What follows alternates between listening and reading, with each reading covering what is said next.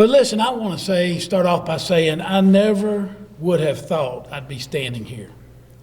In fact, I never would have thought I'd gotten into politics. I didn't run for office until I was 50 years old. And I got into that race because I was concerned about the direction the country was taking under the previous administration of Obama. I'm running for Congress today because I'm concerned about the things that are happening around us. I look around now and it's like I don't even recognize the country sometimes. We have riots in the streets, buildings are being burnt down, police are being defunded, ideas are being silenced, history is being erased, and so many leaders are afraid. They're just afraid to say anything because they may upset someone or hurt someone's feelings. You know, I gotta say, it's still okay to have opposing ideas in this country. I turn on the news and what do I see? It's like a bunch of children running Washington, D.C. Most of them have never even worked a day in their life, probably. They have been in politics from day one. That's all they know, and that's all they do. It's not real life, let me assure you. I know real life. I know what it's like to struggle. I know what it's like to fail. But I also know what it's like to succeed and create businesses and create jobs. I also know what it's like to sign the front of a check and not just the back of a check. Look, I love God, I love my family, I love this great state, and I love the United States of America. I've never been afraid to speak up and say what needs to be said. I've never been afraid to follow through and get it done. I'm running for Congress because it's time for the adults in the room to stand up and say, enough. I'm excited to be running for this position. I can't wait to get to Washington, D.C. to represent our constituents of the 5th District. And God bless Louisiana and God bless this great country, the United States of America. Thank you. Experience. I'm 59 years old. I'm in my 36th year of starting my own business. I started from nothing. I've been through life's lessons, many of them, through what do they call that, the life of hard knocks. I've got a PhD in that, actually.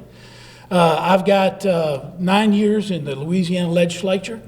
Of those 9 years, 8.5 of those years I've been in leadership, either as the Republican Majority Leader or the head of the delegation, and as a chairman this year of retirement, and always been in leadership in the House. So taking all of that, mixing it together with those life lessons, that business acumen, that business experience, and the common sense you gain from being mature and coming through these experiences, that's what we need to take to Washington, D.C., and that's what we need there now.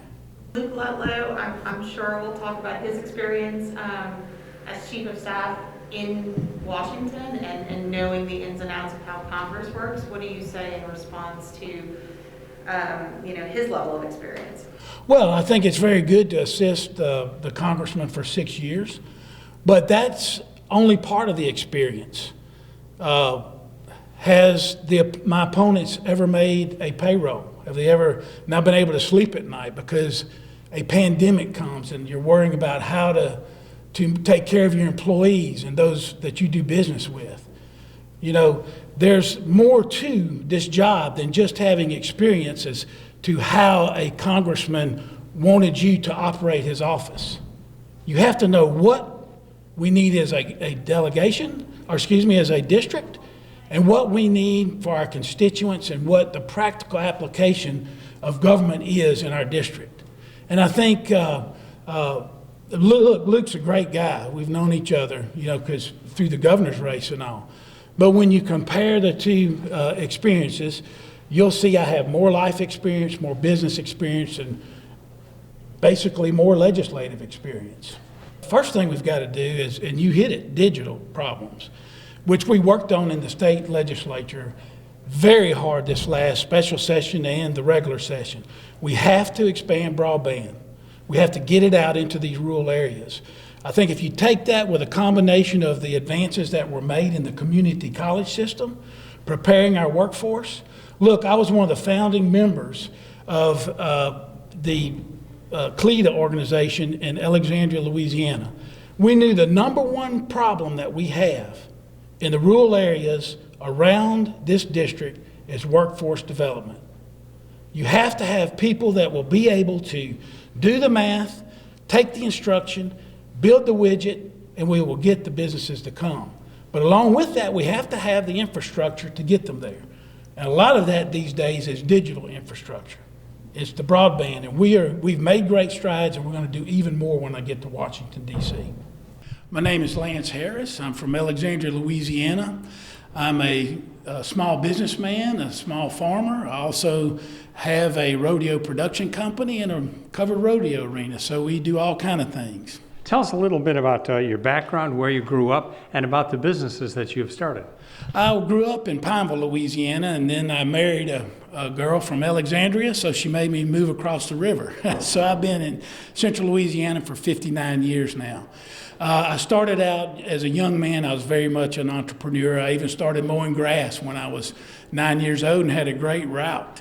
And then as I went to college, I came back, and then I started with the bank, and I worked there for 3 or 4 years. But as being an entrepreneur, I wanted to start my own business. So I got out and started a business of a superette, which turned into a chain of convenience stores and truck stops.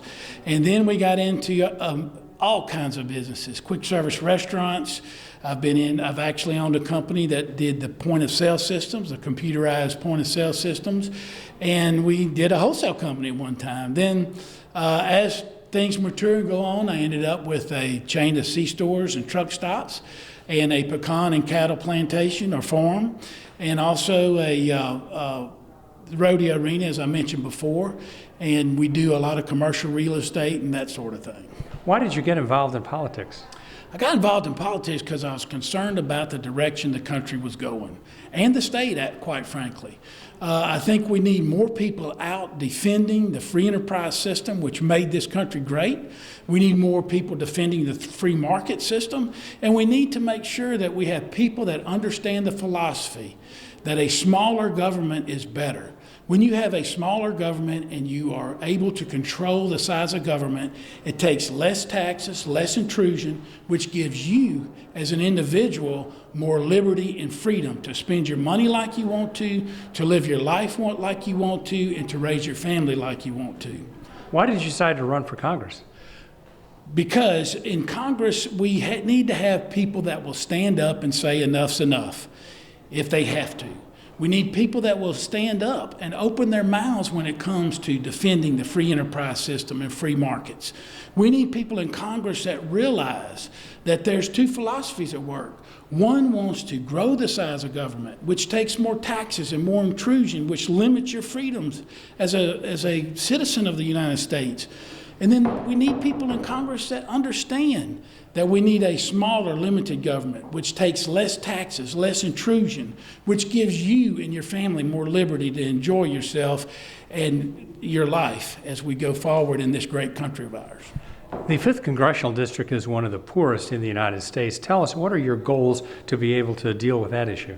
Well, we need to have broadband expanded throughout the district. We've already started doing some good things with the community college network.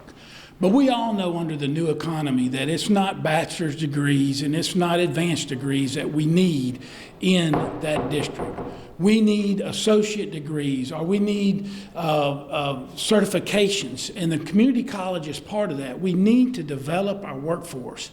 Our workforce needs to be ready and be ready for the call when we are able to get a business to locate there or a company to locate there, that they know how to do the math, that they know how to operate the machinery, that they have the educational components that are needed in order to work in this modern economy that we have. So I think we need to pull all those things together and continue to get the infrastructure in that we need to make those things happen, and it will happen.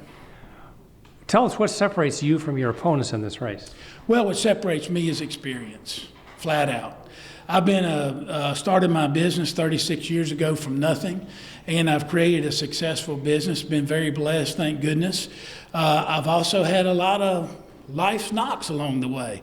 I have a PhD in a life of hard knocks. I mean, when I was in college, home, recuperating from an injury, my parents were killed in an automobile accident, which made me stop and realize and understand I have to get out and I have to make it happen. I have to let this situation build character, which is exactly what I did. So that kind of life experience we need in Washington, D.C., somebody that's been through it and been through those things. The other experience I have is legislatively. I've been in the House, the Louisiana House for 9 years. 8.5 of those years I've been in leadership. The last 8 years I was majority leader, Republican delegation leader in the House. So I believe that experience really comes into play well in Washington, D.C., where you can bring common sense, things that aren't new, but common sense strategies, ideas that have worked since the beginning of this country, and promote them, put them in place, and move our country in the right direction. This race will be on the ballot in the fall, along with the presidential race. What kind of an impact is that going to have? Well, I think it's huge. I think we have a very important presidential election going on right now. We have to make sure we stay the course in the United States of America. And I think it's huge with this race because I believe we'll have a very big turnout. I think there's a silent majority out there that is just about had it with all these children in Washington that are hampering efforts to move our country in the right direction. And I think you'll see them show up at the polls, and they'll show up in mighty numbers, and they're going to be sure they vote. And I think you'll see some very good surprises in November when we re-elect our president and we put experienced conservatives as myself in Washington, D.C. to move the ship in the right direction.